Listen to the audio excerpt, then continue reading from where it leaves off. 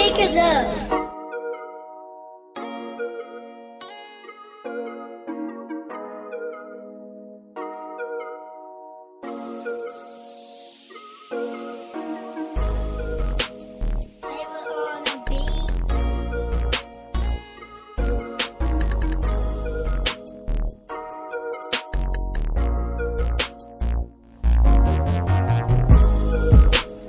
Exalted Entertainment Radio, this is Kiera D, and I'm too high. OMG, yes, I got my girls in the studio with me, and of course you all know, it is Mother's Day weekend, so guess what? Why not talk about the mamas, okay? We all mamas up in here, so we're going to talk about being a mother. Today's show is dedicated to all the women who have born children, whether in this lifetime, another lifetime, you know, if you got a past, whatever. We all got a story to share with you. So let me just welcome my girls to the show. Y'all, I want to thank y'all so much, first and foremost, for coming on the show today. In the studio, I got with me my homegirl, Shay. Good morning. Hey, AJ. Hey, y'all. And Crystal. Hey. And so, as I already explained, we have different walks and backgrounds that we've all came from. And so we're going to share our experiences with you all today. First and foremost, if you all could just talk about how was your upbringing? Like, how did it influence who you are today? Okay, well, this is Shay speaking. Honestly, I was raised by my grandmother. I wasn't raised by my mom, so my upbringing was a little different. I was raised where we ate dinner together. You come in the house when the street lights came on. We went to church faithfully every Sunday, and so pretty much learned routine. It was pretty interesting not growing up with my parents. However, my grandmother served as that foundation for me. Wow. AJ, what about you? I was raised with my mom as a single mother. Then also I had my grandparents kind of as the backbone, but not really there 24/7, just as a liaison to my mom. My mom has 4 kids, and so it was always, you know, busy. We had 2-bedroom apartment growing up, bunk beds, you know, we all slept together, so we were really close. And how many siblings did you say you had? I have 3 siblings. Mom had 4 kids. Yeah. Okay, all right. Crystal, what about you, girl? Talk to us. Well, I too was brought up by a single mother who was a God-fearing mom. And I just remember my mom always being one that always prayed. She drug us to church. Like, I feel like I was a drug baby. Mama like, drug every us Sunday, to church. I was drugged to church. I would say, my mom's sick, I got a headache, and she would be like, I don't care. You come to church, we're going to get lay hands on and pray for you. She ain't care. And so, you know, church was my life. Wow. And stuff. So that's how we were brought up. You Wow. know, she would tell us what was sin. You going to go to hell if you don't. Mm-mm. And that was my mama. Wow. Yeah, like for me, I was brought up, obviously, my mom is a single mother, but my stepfather came on the scene when I was about 13. And so it did he had a major impact on me even early on. And like with my mom being a single mom, you know, that kind of can set the stage for who you are later on in life. So like most of y'all, my grandma, she raised me for a majority part of my early years. And then my mom took over officially when I was 14. Like, I had to move in with her. OMG, y'all, when I say I was an adolescent for real, I gave my mama the blues. I gave her the straight up blues. Like, we went head to head for real. Like, fought for real, hands up. But that has caused me to have so much more respect for my mother today, because it's like, my mama sat here and dealt with all of that, dealt with all my trauma, and she still loves me the same. And I think that's the beauty about motherhood. Like, no matter what you do, your mother, your father, your parents, whoever parented you, still will love you regardless of how many times you messed up. You know, Shay said she was raised by her grandmother for her life. And I'm sure no matter how many times she messed up, Grandma still was there, still welcomed them back with open arms, you know. And, you know, the people that brought us up, they might have their flaws too, but at the same time, it's like they love us right where we are. And that's the beauty of everything. But other than the obvious of laying down, I mean, what led you to being a mother? Like, what was like the motivation behind all of that? I know for me, it was like, I planned early on. I said, okay, I'm gonna get married. And I know everybody had these stories. Like, you start planning your life way before life even happens. I mean, you a teenager. You planning your whole life before you even know anything about life. So when I was a teenager, yes, I was like, ooh, when I get older, I'm gonna get married and I'm gonna have 2 or 3 kids, and I'm gonna be the best mama ever. Real life set in. Yeah. Real life kicked my butt. So now here we are. Fast forward, I'm a mother. Of course, I got 2 kids, a boy and a girl. I don't want 3 kids. I can't do it. But Crystal, let's talk about that real quick, because I know you're a mother of 3. Was that part of your plan to be a mother of 3? To be honest, I wanted to have a big family. I was always fascinated. I can remember when I was a kid, I would watch like the Brady Bunch, and I would say, I want that. Like, they're like the perfect family. There we go, going back to the kids, planning your life. But yeah, it was. I planned my life. I knew I had the whole, I'm going to get married, and I'm going to have a big family. I'm going to live in a big house with a white picket fence and have a dog. And, you see, it's almost like you see the American dream on TV. This nice, big, happy family that would make me, want to go, but unfortunately, it didn't start out that way, I do have 3 kids, and I'm happy. I am. I'm very happy married. I love my kids. I love my life. And I love, the path. It's funny because, the time that you take, trying to get there, you don't always go the path that you expect. You know what I mean? Right. Life catches us by surprise sometimes. AJ? Yeah, Crystal has 3 kids, and we were talking about this before. I have one first-time mom, and my 1 year, well, he'll be 1 next month. Ooh, first birthday. He is busy. I said when I was that kid, I'm gonna have 3 kids. Yeah, right. They are gonna be that busy. I can wait. I'm happy with my 2, because if you really think about it, stuff starts to add up after so long. It could be very taxing to be a mother, and not only that, you have to have time to dedicate to those kids. If you want to have a life too, then being a mother of 8, K plus 8, being K plus 8, you don't have much of a life. You don't have no me time. I don't believe. I don't see how it's possible. You have to really, really be diligent in trying to create some me time. What's that? Right. What's that? Shay, did you want to share your experience at all? Well, I never would have expected to have an amazing young lady that I'm raising right now. My perception of parenting growing up was so different. Like Crystal, my show was the Cosbys, and my life was nothing short or nothing nowhere near like the Cosbys. TV can deceive us, I'm right? just saying. Yes. But one thing I can say, raising my daughter, I say I'm raising a future leader because I recognize the leadership qualities inside of her now. I know the different things that I have to instill in her. And no family is perfect, but I never would have expected to have the type of love that I have now, the type of patience. Goodness, it takes a lot. Because before, I used to be what they say, a little pistol starter, or just 0 to 80 and quickly. And you ladies, we've been knowing each other for a while now, so going through undergrad together, we've been able to see these things together. But now having that love and that patience, gosh, my daughter has really brought those things out of me. Aw, tear. Okay, so what's something you wish you'd known before becoming a mother? Like, what's that one thing you wish somebody would have told you way before you signed up for this role? How to cook. My daughter is too honest. No, seriously. Yes, and no, just to be totally honest, my daughter, the kids are honest. Yes, they are. And that's one skill that I guess my grandma did not really pass down.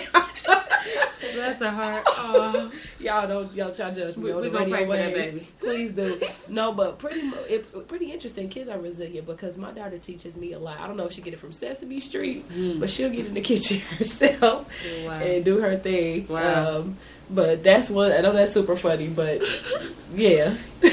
For me, I would say how to manage my time, because that's like That's a a good big one. kicker for me is Yeah. time management. You know, I feel like the day gets by, and I feel like there's never enough time in the day for me to get everything that I got to get Right, done. You right. know, from laundry, dishes, attending to the kids' needs. Whew. You know. I'm dealing with that right now. Yeah, yeah. And I mean, it's interesting to hear it coming from you because you're a stay-at-home mom, and I'm just thinking, you know, with my first child, I was a stay-at-home mom, and now it's like, now that I have two, I'm kind of just like, dang, if only I was a stay-at-home mom, you know, stuff would be done, the house would be taken care of. But now that I hear it from you, maybe I guess that's not reality. It's more work, I feel like. Man, but I have to give you your props because you not only are a stay-at-home mom, but you also homeschool your kids. Yes. What made you decide to do that?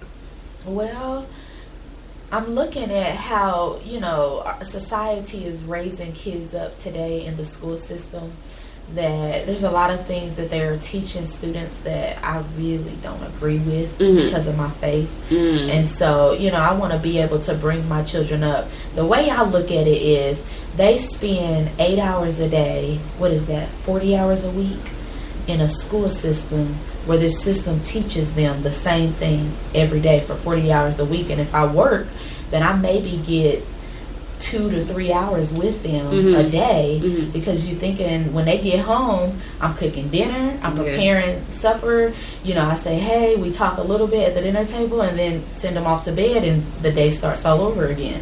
And usually on weekends, you know, if they're involved in sports and activities, church or whatever, you never have time with your family. Right. You know? Right. And so my thing was I wanted to bring my kids up in a godly atmosphere. I wanted to follow the word and teach them God the way, you know, God intended. Wow. AJ, what was something that you wish you knew before becoming a mother?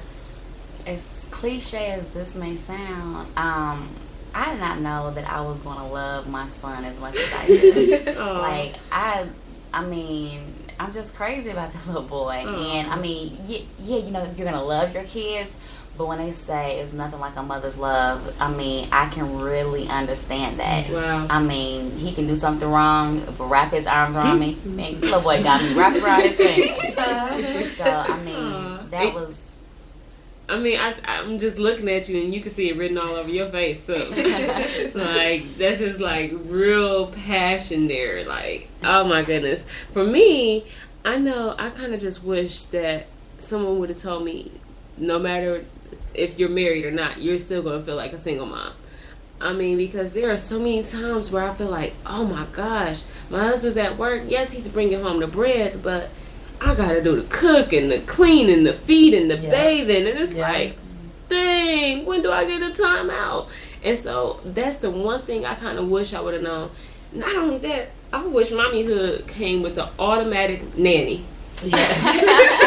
Into that. You get pregnant, you have a baby. Oh, we got a nanny on hire for you. Like, I mean, can the state just pay for that or something? I mean, can everybody get off? Countries they do. Really? Yes. Nice. Paris they do. Wow. It's an important reason why everyone should vote. Keep going. Okay, we're gonna work on that. Okay, Indiana, y'all make sure y'all take note of that, because mommies need help. It's not an easy task being a mother. Yes, it's very rewarding. It's a very rewarding role. Like, I love being a mommy. I love my kids. I'm crazy about them. I mean, they put a smile on my face when I'm not at my best. They bring a smile on my face, and so that's what I love about being a mom. But how do you deal with the trying times as a mom? How do you deal with those times? Like, I mean, like I said, I kind of just wish life came with a nanny, because there are times when we need help. There are times when you just want to break free. But how do y'all deal with this? I know for me, a few things. I surround myself with positive people. Sometimes you do need a break. And so if you know, I have some amazing friends, a lot of dynamic young ladies that I can really be encouraged by. Sometimes they may give me a mommy's night off. Wow. There are other I need times, those more often. and that's something that's just called self-care. Like, and when you're able to break away, even if it's something as small as taking a bubble bath, doing your nails. As a mom, you're always on the go. You're paying this bill, that bill. Yes. You may not have the money to do that. So let's do it this way. Do your own nails. Take a walk in the park. You know, go to the museum. Do something that you Smell absolutely the flowers, love. huh? Well, not so much as that. But I mean, a little bit. But do something that you find interesting, whether it's a movie, but whatever the case. Like I said, I surround myself with awesome people, and I just take care of me. And then when it's time to go back to being a mom, I do just that. All right. Crystal, did you want to share? For me, I look forward to my evenings to myself. Of course, this is after the kids are put to bed. This is after, my husband has his quality time with me. Quality time. Yeah. So, yeah, I feel like the late evenings, it's funny because, Proverbs 31 talks about the virtuous woman. And I feel like it's funny because I feel like every woman wants to be that woman. Yes. Does that woman even exist? That's my how question. I feel. Like, oh my gosh. I'm like trying to live up to this woman, and I'm just like, she set the standards high. she stays up late and then gets up early. I'm like, I'm it's tired. not even possible. Well, Shay already. Yeah, she's already. Oh, that was shade. Like, I can stay up late, but it's the getting up early that I'm like, girl, how they write the word about you already? Oh, man. That far We are along. waited already. All right. I mean, if I stay up late and get up early, I'm gonna be dog tired and dragging. Yeah. Like, I don't see how people do that. yeah. So I do. I look for those private times. Those are the times that I usually get in my word. I pray. And I really believe that, he helps me. God helps me. Wow. Have you ever experienced any adversity from loved ones in regards to your parenting decisions? Anybody? Oh, yes. Oh, yes. You want to share? Well, I know for me, particularly, when I've had my daughter, once again, I was raised by an older generation. And so... You from the school of the hard knocks. Super hard knocks, because let me just switch the game up a little bit. When I had my daughter, first of all, I wasn't married. Let me be totally honest. So I'm going to get really transparent with you guys this morning. I wasn't married. And so anybody, especially being a little bit younger, those things were not talked about, the out of sight, out of mind. So not only was I not married when I had my daughter, I was also a full-time college student, which was also not heard of in my family as well. And it took for an awesome dynamic friend to remind me of what my goals were. Even though that's where I was, that was not particularly where I was going. In other words, there was so much ahead of me.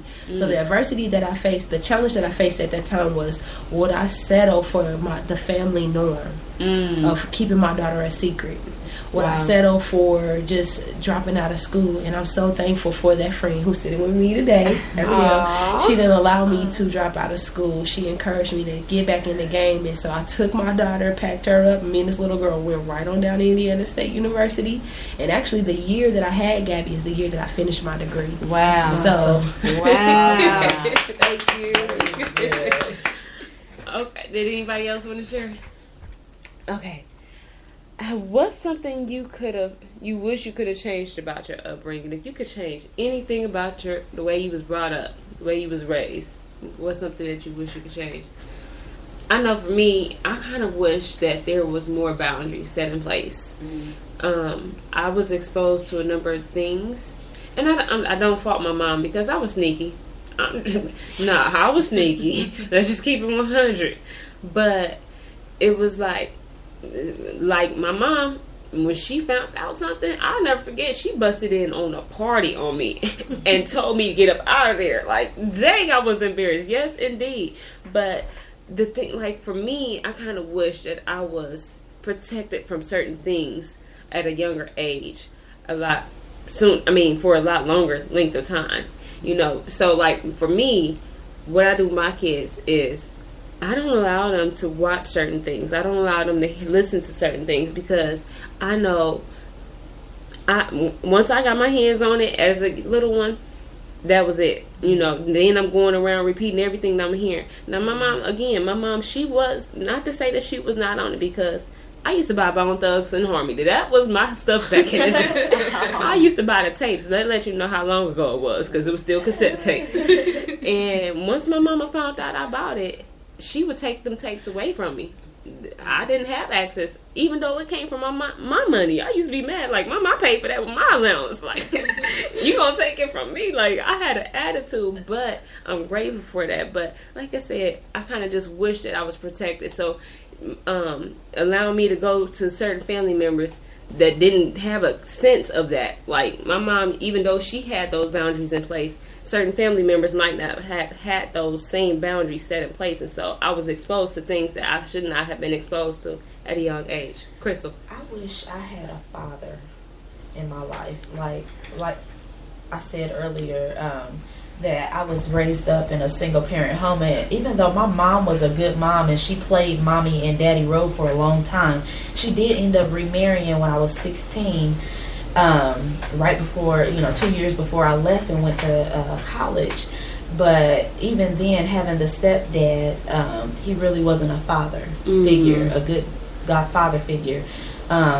I believe that if I had a father that affirmed his love to me, that it would have saved a lot of heartache that I went through as a teenager. Wow. AJ? Chris, I definitely agree with you. The thing that just kept rolling in my mind is my parents were more like my friends. And I think that a lot of parents, by all means, like, my mom could have been so much worse. Like, she was a great mom, Yeah. But I think that now that I'm in the position that I am now, it's like I really wish I had my mom sometimes, and she didn't allow me to do certain things. My grandmother and my grandfather, they were my mom and my dad, and my mom was like my sister. My dad, even to this day, some of the things he tells me, I'm like, Dad, you're my father, Yeah. So if I could say anything to people who are listening, please don't be your child's friend. You're their parent. They have friends. So, that was the biggest takeaway for me that I wish that I could have changed. Shay? You know what, for me, I felt like my grandmother didn't trust me. Like, the household was way too strict. We couldn't go outside. I couldn't have friends. I was, it felt like we were forced to go to a certain type of school. Everything was just had to be a certain kind of way, but the house wasn't happy. And so for me, one thing I wish that was different growing up was freedom. Because when I was actually allowed to get out the house, oh my God. Wow. It was a whole different ballgame. Wow. You see what I'm saying? Right. And so for me, and then the things that should have been looked at, like the people that were allowed in the house, those things were not checked out. So there was a lot of things that went on in the house that should not have. So for me, one thing I wish that was different was just give us a level of freedom. Because I think it's important to trust your child. Absolutely. Like, if they say something, believe them. So Absolutely. That's something I wish that would have been different. And on that note, I will say, parents, if you do not allow your child to experience some sort of freedom now, trust and believe they're going to experience it in one way or another. So whether it's voluntarily or involuntarily on your part, they're going to do it. So it's best that you allow them to get a taste of some of it, because I've seen it to where, like, young ladies that I went to school with, they would they would flunk out, they would just go haywire because they've never had any taste of freedom whatsoever. And that's because once I get to talking to them, I find out, they had a strict upbringing. And so those are the ones that's more than likely just partying like a rock star or popping pills or whatever. It's like they don't get that exposure. And so that's their outlet. That's the way they express themselves. So parents, just keep that in mind. Because like I said, I've dealt with a lot of young ladies, a lot of teenagers who just wants to have some form of freedom. And if they can't get that at home, they're going to find a way to get it, regardless. What is something that you wish men knew or understood about being a mother? Like, what is just something, It's not easy. It is not. It is a job. That you can't clock out of. Right. Those 6 days. 24/7. Right. Did you? I would like to feel appreciated for the work that I do. Rather than him coming home saying, I worked all day, what have you done? Sat on your butt? That's kind of offensive, if a husband says that. And so, for him to appreciate that I've been home all day working with the kids. You know, I don't just sit at home and sleep in my pajamas all day. You know, Whew. I actually get up. And It's work. And It is work. Yeah. It's definitely work. I remember I just recently read an article about a man who said he could not afford for his wife, to be a stay-at-home mom. Literally, from a financial standpoint, he could not afford her because she was costly. I think maybe you shared that article with me, but either way, it was basically after he counted the cost of everything that she did, from being an educator to being a maid, to being a cook. She did everything. Accountant. She handled. I mean, the woman handles the money in a marriage, and he calculated the cost of how much each of those positions paid. He was like, man, that's a 6-figure position as a mother. At the end of the day, a mommy, that role of a mother is a 6-figure position. And so it was like, man, I can't afford for her to be a stay-at-home mom. And he really appreciated her for everything that she did. But fellas, if nothing else, just understand that we as mothers, we sometimes just need a break. That's one thing I would like for men to understand. It's like, we just want a moment to ourselves sometimes. Or we just want a break sometimes. The best way to show appreciation is to kind of just get in line. Get in line with some of the things that we've already established with our kids. Say, for instance, if we've been teaching our children how to do certain things a certain way, and then if the man comes in and do it a totally different way, that's kind of like you're not appreciating what we've already put into place. Yeah. So if Crystal teaches her daughter 2 + 2 = 4, and then you come in and you teach her 1 + 3 = 4, you just rearranging her brain, that kind of diminishes what we done as women. And so fellas, just take that note, I'm giving you a little tidbit. And I want to add to that too, like if your daughter, husbands, men out there, if your daughter, go and ask mommy for something and mommy says no, and then you turn around and say, yes, baby, you can have it. Absolutely. I mean, you just taught your daughter that she can defy authority. I mean, in a weird way. And so I feel like with a mother and father, y'all got to be on one accord. Absolutely. Absolutely. And so... And that's something me and my husband, we definitely established that, like, we do not allow our children to turn us against each other, because my daughter, she is very crafty. Let me just say that. So so if mommy says no, and she knows she got daddy got a sweet tooth for her, she's going to try to go to daddy. But let daddy find out mama say no. Then he's on her case for even trying to turn us against each other. Yeah. So yes, parents, it's important for you all to be on one accord. But okay, I'm sorry, we just went off into a whole tangent there. Let's go ahead and get to our next point. What advice would you give to a new mommy or someone who has been a mother for years? What piece of advice would you give to them? I would tell her to stay encouraged and stay the course. Because a lot of times, you're right, a lot of women don't feel appreciated. They feel like their efforts are not noticed. They feel like they've had to put a lot of things on the back burner in order to achieve or, in order to raise that child. Right. A lot of things that go to the wayside is our waistline. Ain't that the truth? I figure, goodness, and it's hard to even get that back to what we thought or what we consider it beautiful. And even if we get it back in our minds, it's like, man. And so the main thing that I would tell a new mother or a mother, whatever the case, just to be encouraged and to stay the course, because eventually your hard work, the time spent, it's a labor of love, your prayers, it's not forgotten and it's not going on bad ground. Absolutely. Something awesome is going to come from your hard work. Wow. Did you want to share? I wanted to say on that, you kind of touched on it, but I would just say for mothers to make sure you always put that child first. It really bothers me to see that a mother will have her hair done, nails done, she's all decked out, but the child is looking a hot mess. The child needs diapers. The child needs formula. It's like, no, now that child is here, you got to put that baby first. That child comes before all your needs. That child is more important because that child did not ask to be here, if anything else. So we got to make sure we're being on our A game and take care of our kids if nobody else does. For new moms, I just, of course, like what Shay's saying, the encouragement that, you know, it gets better. But don't beat yourself up. You make mistakes. You know, you're not going to be perfect.